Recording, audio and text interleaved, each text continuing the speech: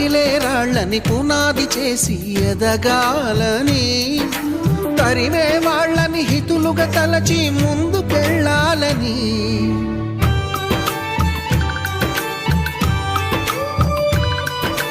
కన్నుల నీటిని కలల సాగుకై వాడుకోవాలని, కాల్చే నిప్పుని ప్రమిదగా మలచి కాంతి పంచాలని, గుండెతో ధైర్యం చెప్పెను, చూపుతో మార్గం చెప్పెను, అడుగుతో గమ్యం చెప్పెను. నేనున్నానని